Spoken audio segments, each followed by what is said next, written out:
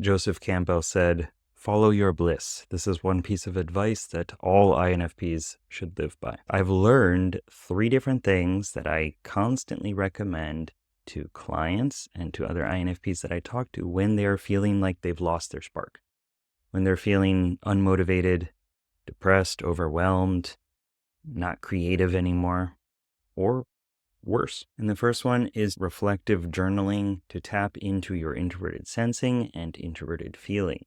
You have these 8 different characters within your psyche, and there's a specific order to them, which is called your function stack.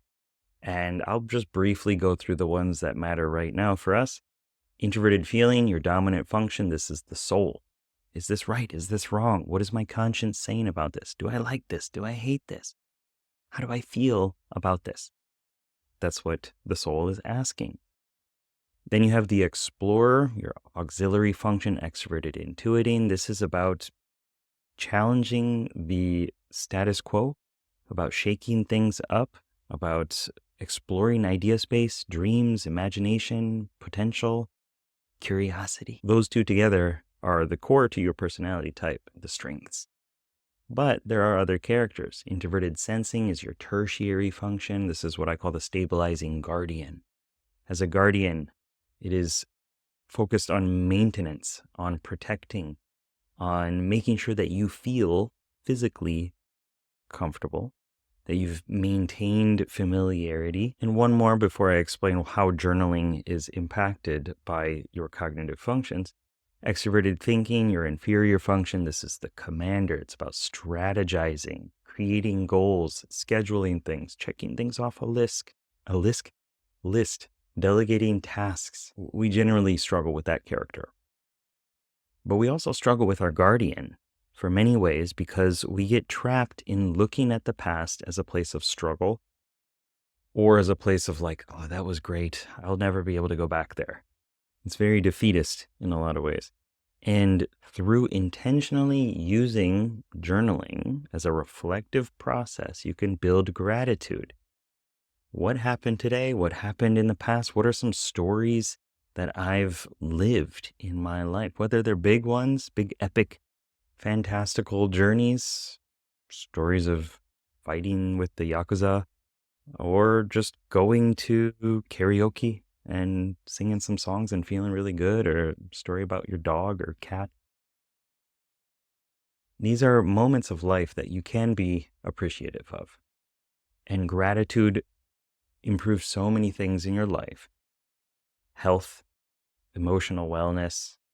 You will sleep better, you'll feel better once you can go into that practice of looking for things to feel grateful for. Start small if you need to. Start where you're at, but you can slowly work up from there. One practice that I've been doing recently is something that I learned from the book Storyworthy. I don't know the guy's first name. I know his last name. I'll link it down below.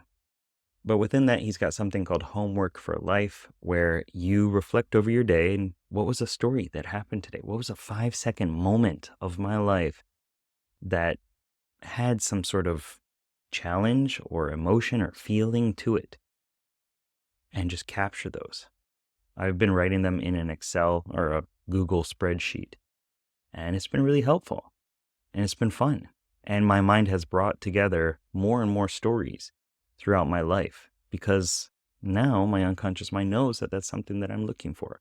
So once you do this more, you will prime your unconscious mind, your reticular activating system, that part of you that is like, if you buy a new camera, then you start to see that camera everywhere you go. That's your reticular activating system at work. If you're looking for bad stuff, if you don't like your life, you're going to see reasons for that to be true. If you start to focus on reflective journaling as a way of empowering yourself, then you will find ways to feel empowered. The next one works really well with our personality type as a strength. Your explorer is about creativity, innovation. And so if you experiment with creative visualization, imagining possibilities, using your ideas to write new stories for your life and just engage in creatively expressing what's going on in your heart, you will feel better. You'll feel more aligned with your purpose because your purpose is likely tied to your personality type. And INFPs have a superpower with expressing what is going on in an individual in an emotional way, using likely metaphor or creativity. And so tapping into that is going to likely be aligned with something that you feel puts you in flow and energizes you and makes you feel good. And you do that more and more, and you raise your skill level and you raise your floor as well.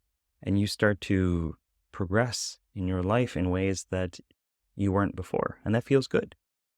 Progress makes you feel alive. This allows you to simulate different outcomes, different ideas, different possibilities in a safe place, as well as an exciting place. You can look up Sylvia Hartman and Project Sanctuary. That's a very INFP friendly experience for change work. It's something I recommend. I really like it.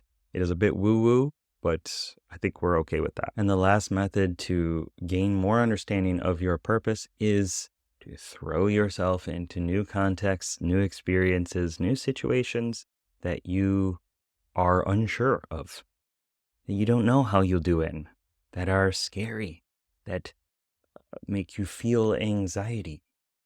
These are different things that, when done with intention, help you see your boundaries, help you understand what you could work on, what you like, what you don't like. I was reflecting yesterday over my 1 year spent in Korea, and I did not enjoy my time there. Nothing against Koreans. If you're cool, that's cool. But I had horrible experiences there. And I don't regret them. I learned what I like. I learned what I don't like. And I found also ways to have gratitude for those negative experiences. And that taught me more about myself and more about the type of person that I want to be and the type of person that I want to teach my children to be, to be able to find light in the darkness, to be able to strive and endure and create change and understand yourself and go along the path that is going to make you feel happy. Those are lessons that I learned from living in Korea. Even though I did not like living there, I learned a lot of really I learned a lot of really good and cool lessons that I could apply to the rest of my life, because I did something outside of my comfort zone. And so think of your passions and your purpose as a treasure. This is very cliche, but the treasure inside that you have to sift through. You have to find that. It's buried in there. And it takes work, and it might be painful as you're digging through to look for this treasure. And also outside of yourself. Going to new locations is something that is really helpful for INFPs, because we have to learn what we're capable of. And once we do, we likely learn that we're more capable than we thought. And then loop that back around to reflective journaling. What went well? What didn't go well? What did I like? What didn't I like? Then do some creative visualization and experiences again, and put yourself into a new context, and then go back through it again and again.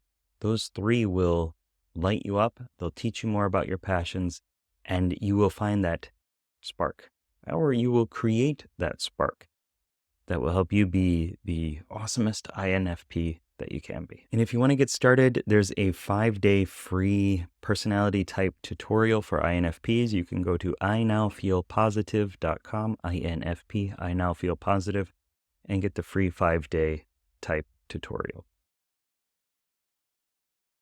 See you there.